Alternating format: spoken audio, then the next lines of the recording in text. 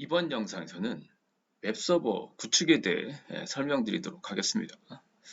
먼저 그 웹서버 구축을 실습하기 전에 이제 가상 머신에 대해서 또 미리 하나 또 말씀을 드리면, 이미 뭐 정상적으로 그 제가 하는 그 수업에 대한 영상을 쭉 보셨다라고 하게 되면 이전에 카드도 추가하셨을 거고, 가상 머신도 복제를 하셨을 건데, 또 이 영상만 또 보시는 분도 계실 수가 있어서 설명을 드리면, 일단 뭐 바로 그 뭐 복제를 하지 않으시거나 이더넷 카드를 추가하지 않으셨다고 하더라도 웹서버를 구성하는 데 문제가 없습니다. 다만 여러 가지 실습을 하려면 일단은 이제 이더넷 카드를 이렇게 두 개로 랩터가 두 개 있는지 한 번 더 이렇게 확인을 해주시고요. 자, 그 다음에 지금 이제 지금 실행을 해놨습니다. 실습을 바로 해야 되기 때문에. 그 다음에 이제 복제까지 이렇게 해서 나중에 이 두 개가 잘 통신이 되는지, 물론 뭐 윈도우 호스트만 있어도 상관은 없습니다. 윈도우 이렇게 네트워크 이더넷 카드만 추가해 주시면 뭐 윈도우에서 접근해서 테스트 가능하기 때문에 문제는 없지만, 그래도 복제까지 뭐 이더넷 카드 추가하는 작업 미리 해주시면 좋고요. 복제까지 좀 권장을 한 번 더 강조해서 말씀을 드리겠습니다.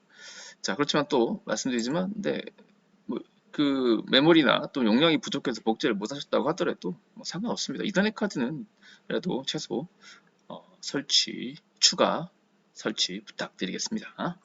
자, 설명드리죠. 자, 이제 주교재죠. 주교재 CentOS 7로 리눅스 마스터 1급 정복하기 페이지로는 이제 506페이지가 되어 있습니다. 리눅스 마스터 시험 중에서 뭐 가장 중요한 영역이 파트 3입니다. 파트 3라고 되어 있죠. 이 챕터 파트 3 네트워크 및 서비스 활용. 그 중에 이제 네트워크 서비스가 개인적으로 이 리눅스 마스터 1급에서 가장 중요한 영역이라고 저는 생각을 합니다.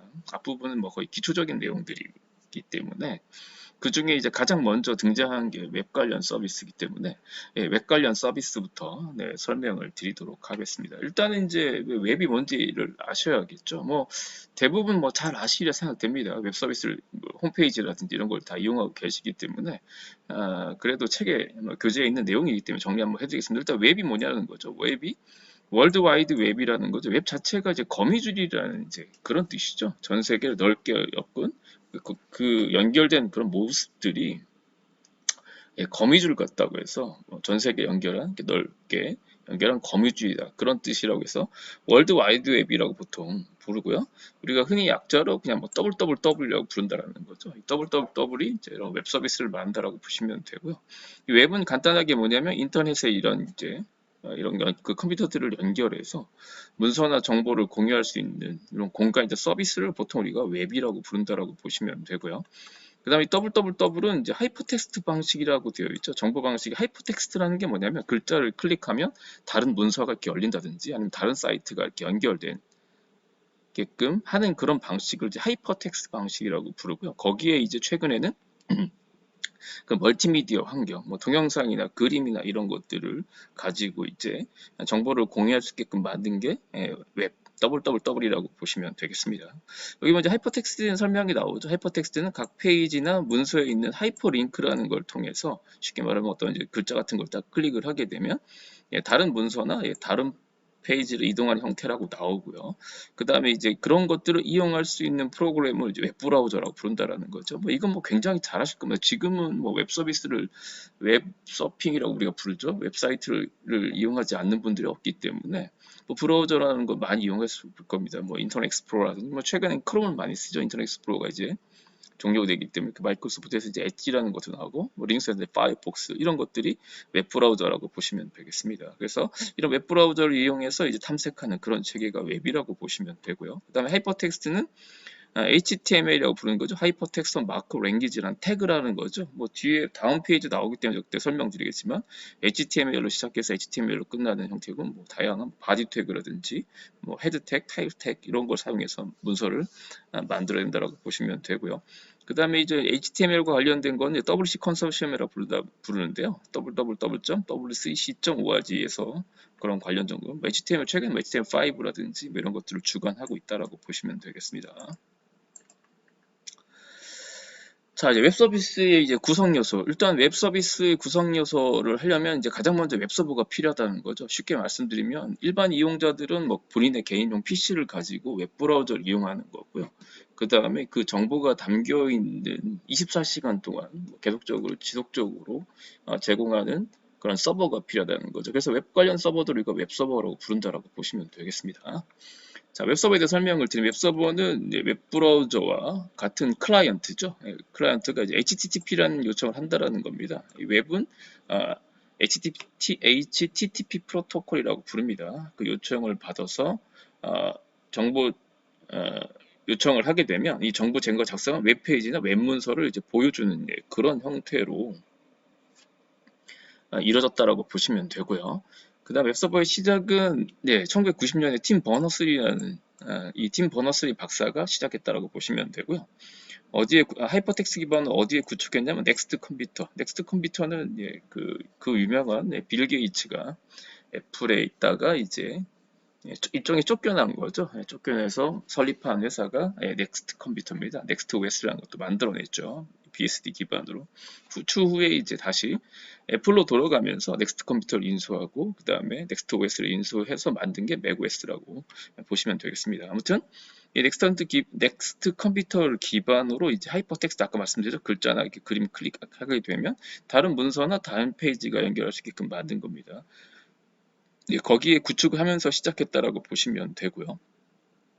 자, 그 다음에 이제 이 웹서버를 하려면 웹서버 프로그램을 설치를 하셔야 되는데 전 세계에서 가장 많이 사용한 건 이제 아파치라는 거죠. 원래 아파치가 어패치 서버의 약자입니다. 어패치 서버 약자인데 이거는 뭐 뒤에 또 설명드리겠습니다.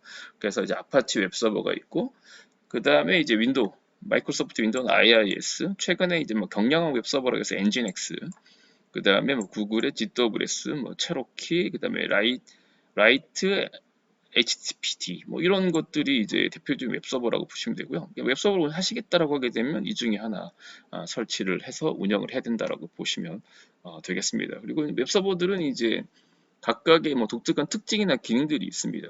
근데 이제 본 교재에서는 전 세계로 가장 많이 쓰이고요. 그 다음에 뭐 링스마스터의 기본적으로 많이 등장하게 되는 이제 아파치 웹서버를 설치할 예정이고 센토스는 기본적으로 아파치가 깔려 있습니다. 아파치 웹서버가 깔려 있기 때문에 저희는 이제 아파치 웹서버로 기반으로 실습할 예정입니다. 그래서 뭐 이 부분 읽어보시면 될 것 같고요. 그 다음 엔진엑스에 대한 설명 나오죠. 최근에 뭐 엔진엑스도 많이 쓰는데 경량형으로 이렇게 쉽게 만든 구조이기 때문에 역시 읽어보시면 되겠습니다. 자, 그래서 웹서버, 그러니까 가장 먼저 이제 웹서버가 필요한 거고요. 그 웹서버를 구축한 이후에 이제 정보를 제공하기 위해서는 그 HTML 웹문서를 만들어야 된다라고 보시면 됩니다. 그럼 이 웹문서에 대해서 설명을 드리면 일단은 그 초기의 웹서버는 정적인 HTML 문서를만 제공했다라는 겁니다. 그러니까 정보 제공자가 HTML, 그러니까 문서만 이렇게 작성해서 올리게 되면 그 접속한 웹 클라이언트죠. 웹 브라우저를 이용해서 접속한 사용자들은 그 문서의 내용만 볼 수만 있었습니다. 그래서 그게 뭐 잘못됐든 못됐든 뭐 잘못된 정보라고 하더라도 뭐 수정을 하거나 아니면 어떤 의견을 제시할 수 없었다라고 보시면 돼요. 자, 근데 이제 인터넷이 이제 언제부터 활성화되냐면 1990년대 말 2000년대부터 본격적으로 인터넷이 대중화됩니다. 전 세계적으로 우리나라도 마찬가지. 우리나라도 1990년대 말에 이제 뭐 99년, 90부터 뭐 98, 뭐 요 시즌서부터요.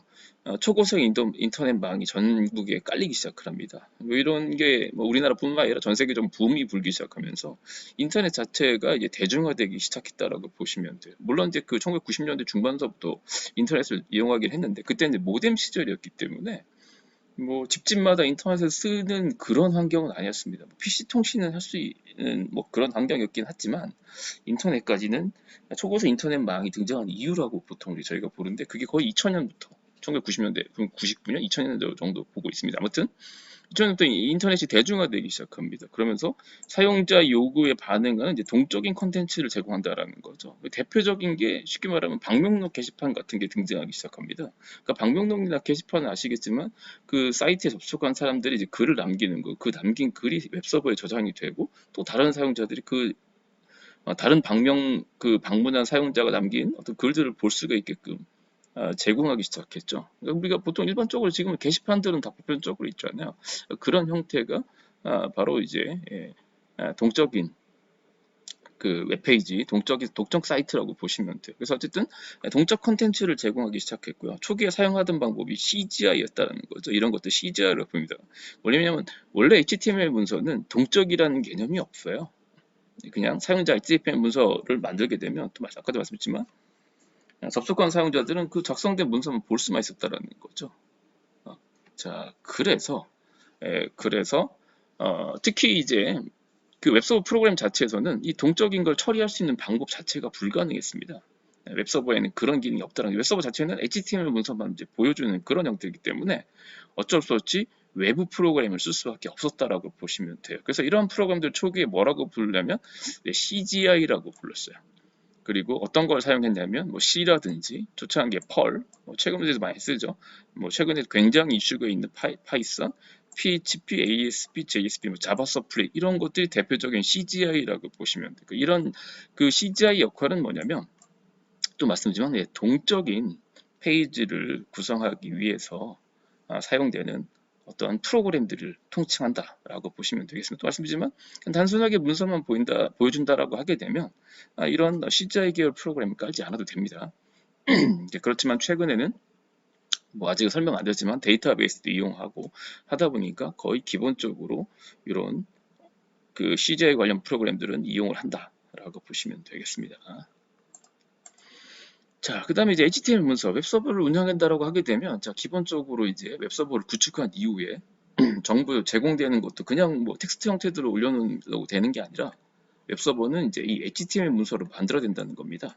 그래서 HTML 문서는 이제 태그를 하는 거를 사용을 하는데, 자, 밑에 구조를 보시면 아시겠지만, 네, HTML로 시작해서 HTML 끝난다라고 보시면 돼요. 요거는 뭐 이따 만들어 보겠지만, 보시면, 네, HTML로 시작하고 끝날 때는 슬래시 HTML로 끝나는 거라고 보시면 되고요. 그 다음에 HTML은 크게 두 가지 영역으로 나눕니다. 헤드 영역이랑 그 다음에 이제 바디 영역으로 나눈다라고 보시면 되고, 헤드 영역은 웹브라우저가 있다라고 하게 되면 요 타이틀, 요 부분에 들어가는 거라고 보시면 돼요. 물론 이제 뭐 메타 캐릭이랑 이런 것도 상황이 가능합니다. 에디터가 안에. 뭐 그렇지만 그 부분은 이제 뭐 홈페이지 제작을 좀 배우신 부분에 뭐 공부하실 영역이고요. 저희 뭐 관리자나 아니면 단순하게 저희 뭐 링스 마스터 시험을 보신다라고 하게 되면 요 기본 구조만 아시면 돼요. 그래서 헤드 태그 안에는 메타 태그도 있긴 하지만 일단은 타이틀이 이렇게 가장 그 포함되어 있는 기본적인 태그라고만 이해하시면 돼요. 타이틀 그러면 요 문서 여기에 타이틀 태그 안에 기입된 내용이 요 위에 올라갑니다. 여기에 문서의 제목 이렇게 들어간다라고 보시면 되고 그 다음에 이제 바디 태그 안에 본문 내용을 보통 기재를 하거든요. 바디를 시작해서 슬래시 바디로 끝나는 그러면 요 부분에 나타나는 거라고 보시면 돼요. 자, 그래서 그 내용입니다. 여기 보시면 HTML은 크게 헤드 영역하고 바디 영역 제가 구분한다고 써놨고요. 그 다음에 헤드 영역에는 이제 뭐 메타 태그나 이런 것들, 특히 뭐 가장 쓰는 건 타이틀 바, 요 부분에 표시된 브라우저에, 그 다음에 바디가 본문 내용이고, 그다음에 보통 이제 생成문서는 이제 HTML로, 유닉스 계열은 보통 이제 HTML로 저장을 하고요.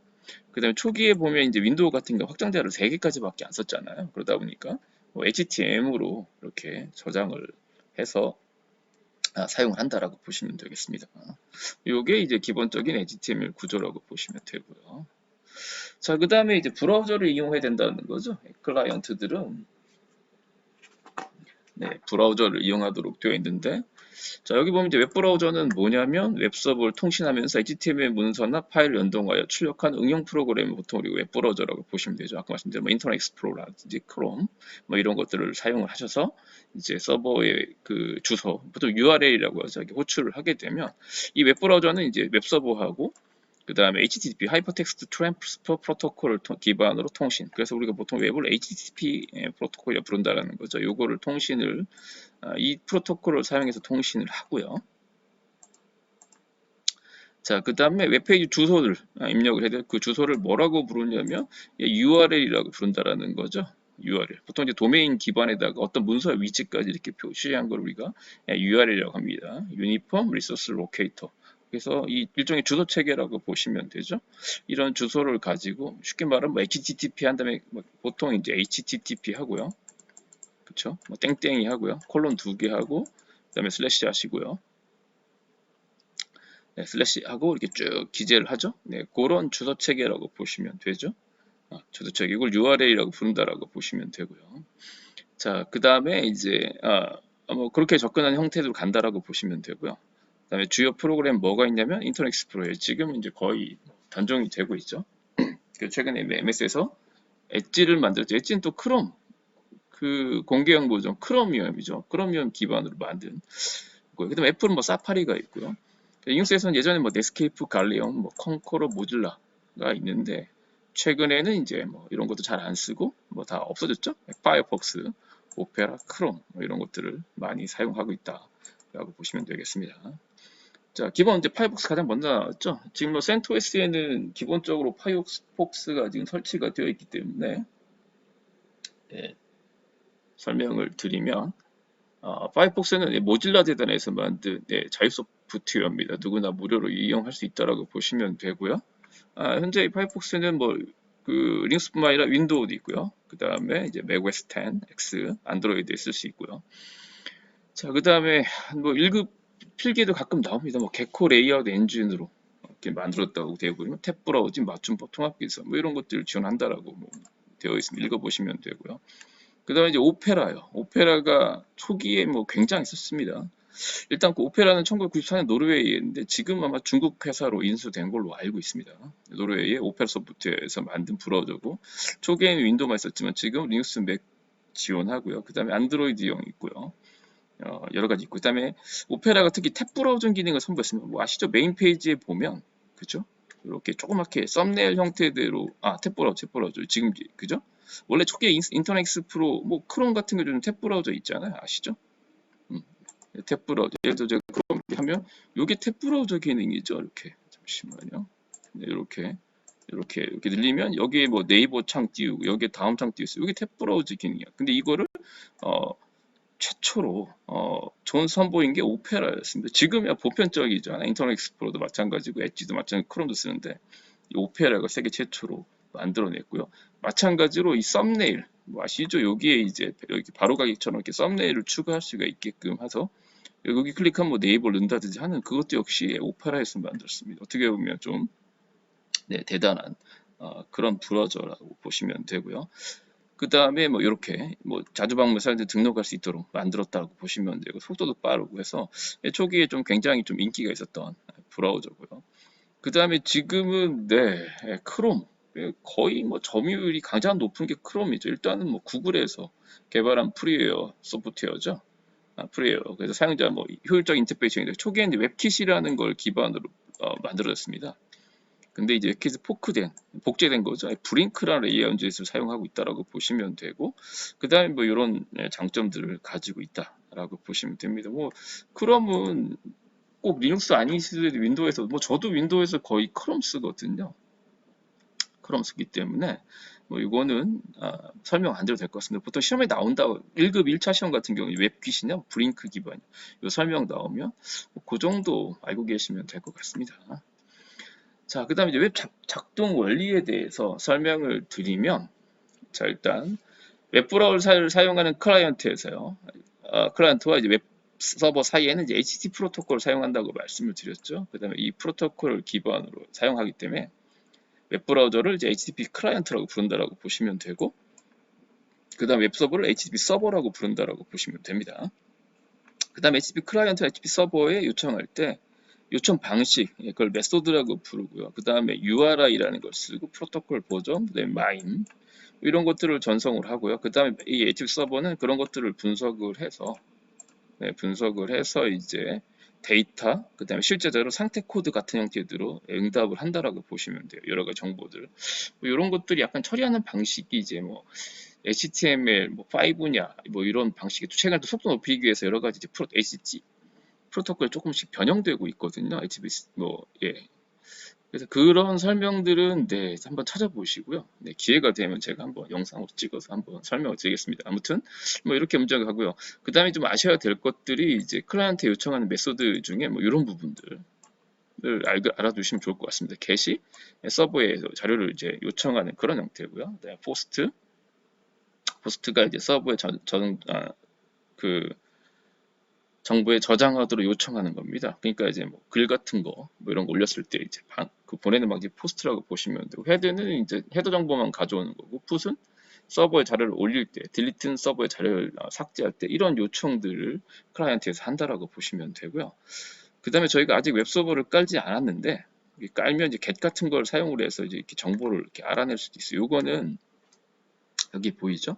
보통 이제 텔넷이라는 명령어도 깔고, 요거는 네, 이따가 다음 영상에서 제가 웹서버를 띄운 다음에 보여드릴게요. 그러면 이제 보통 그 특정 사이트들이 웹 서비스를 하는지 안 하는지 뭐 이런 것들 점검할 때 씁니다. 요거는 설치하고, 왜냐면 또 텔넷도 깔아야 되거든요. 요거는 이따가 또 영상으로 바로 보여드리도록 하겠습니다.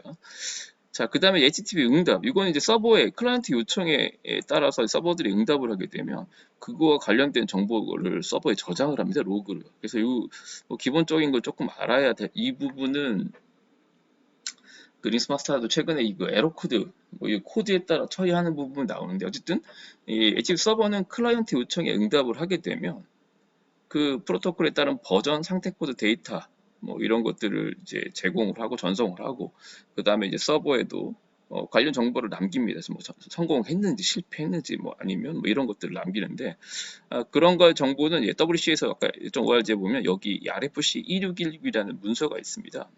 여기에 명기가 되어 있는데, 간략하게 제가 책에 정리한 걸 보여드리면, 나중에 이제 200번이 남는다, 로그액이 남습니다. 만약에 200번이 남는다라고 하게 되면 오케이예요. 성공했다라는 의미입니다. 그러니까 웹 클라이언트가 웹 브라우저를 이용해서 접속해서 정상적으로 페이지를 잘 봤다 그러면 그 요청에 대해서 200번 기록을 남깁니다. 그럼 200번이 성공했구나 이렇게 이해하시면 되고요.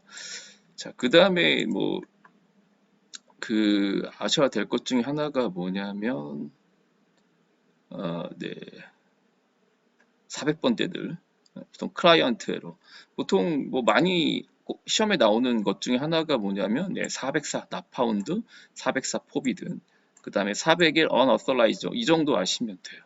그러니까 unauthorized는 인증하는 페이지인데 인증에 실패했을 때라고 보시면 되고, 나파운드는 이제 없는 페이지를 요청한 겁니다. 이것도 저희 역시 웹서버 띄워서 제가 보여드릴 겁니다. 없는 페이지를 요청했을 때 나파운드라고 보고 에러 코드는 404로 남고요.